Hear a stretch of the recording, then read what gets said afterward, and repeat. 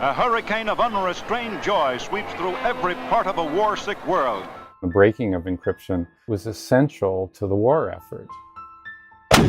England would probably have fallen if they'd not been able to read the Enigma messages, because every time the Germans sent bombers, the RAF knew where they were sending them and could mass the planes there to defend. If any significant fraction of those attacks had gotten through, England would have been much more helpless, may well have fallen, and the course of World War II may have changed.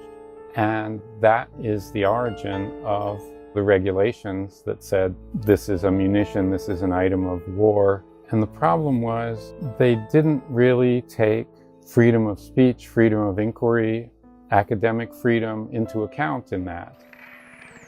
But on the matter of encryption, terrorists are going to have these are law greater enforcement powers that are essential. we have some very fine to protect proposals public here with safety respect and to the national wiretapping authority. to Me, keep up when I with have to save technology. somebody's life to go in and get vital information, I think that's the same choice we have. Coming up, the story of the US government's long battle to keep strong encryption out of the hands of its citizens, and how First Amendment activists fought back.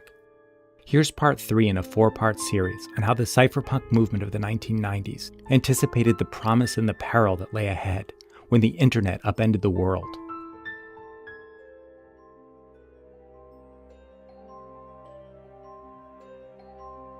In 1977, researchers at MIT made an astonishing discovery: a mathematical system for encrypting secret messages so powerful that it had the potential to make government spying effectively impossible.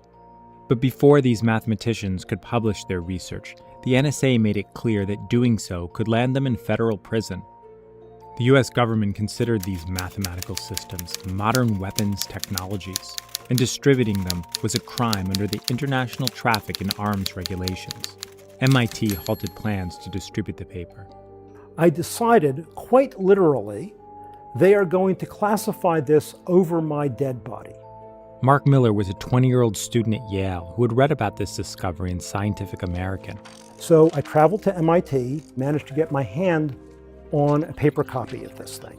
I went to a variety of different copy shops, so I wasn't making lots of copies in any one place. I sent them to home and hobbyist computer organizations and magazines all across the country. And I gave copies of the paper to some select friends of mine, and I told them, if I disappear, make sure this gets out.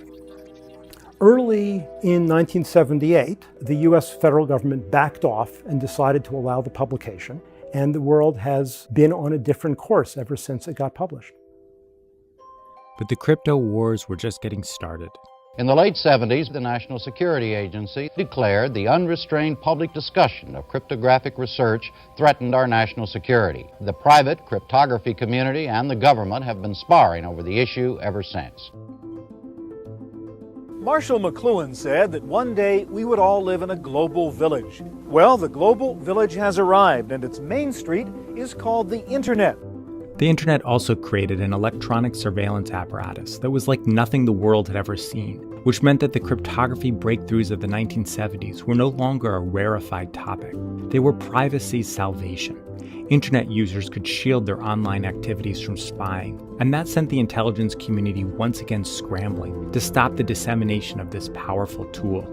In 1991, a software developer named Phil Zimmermann released the first relatively easy-to-use secret messaging system built with strong encryption, which was called PGP.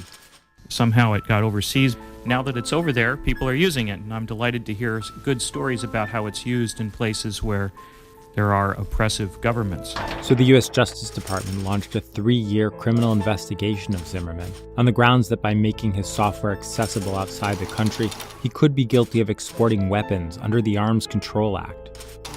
Meanwhile, the National Security Agency argued that Zimmermann's software would be used by child molesters and criminals. PGP, they say, is out there to protect freedom fighters in Latvia, said the NSA's general counsel. But the fact is, the only use that has come to the attention of law enforcement agencies is a guy who was using PGP so the police could not tell what little boys he had seduced over the net. Child pornographers, terrorists, money launderers, take your pick.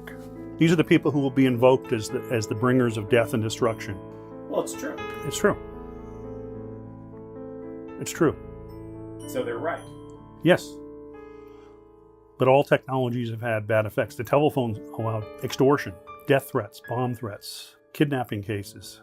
Uncontrolled publishing of books could allow satanic books to appear. The cypherpunks argued that PGP was like any other published material, because under the hood it was just a series of instructions to be carried out by a machine. Restraint on freedom of expression of software writers is anathema in a free society, and a violation of the First Amendment, wrote the economist and entrepreneur Phil Salen in a 1991 essay titled Freedom of Speech in Software. Encryption can't be controlled, whether or not it's powerful or has impacts on the government, because it's free speech. In the early 90s, John Gilmore, who was a co-founder of the cypherpunk movement, risked going to jail in his campaign to force the government to acknowledge that regulating encryption violated the First Amendment. We basically had a community of 1,000 people scattered around who were all trying different ideas on how to get around the government to get encryption to the masses. What we're afraid of several years from now is the terrorists both hit their encryption button on the telephone, and even though we have access, we can't understand what they're saying on a real-time basis. The Clinton administration told Congress that Americans have no constitutional right to choose their own method of encryption, and pushed for legislation that would require companies to build in a mechanism for law enforcement agencies to break in. We're in favor of strong encryption, robust encryption. We just want to make sure we have a trapdoor and a key under some judge's authority where we can get there if somebody's planning a crime. The cypherpunks looked for ways to undercut the government's case by pointing out the similarities between encryption software and other forms of protected speech. With Phil Zimmermann under federal investigation for making his software available for download outside the US, to prove a point, he convinced MIT Press to mirror his action in the analog world by printing out the PGP source code, adding a binding, and shipping it to European bookstores. The government knew if they went to court to suppress the publication of a book from a university that they would lose, and they would lose in a hurry. There were people who actually got encryption code tattooed on their bodies and then started asking, can I go to a foreign country? We printed up t-shirts that had encryption code on them and submitted them to the government Office of Munitions Control. Can we publish this t-shirt?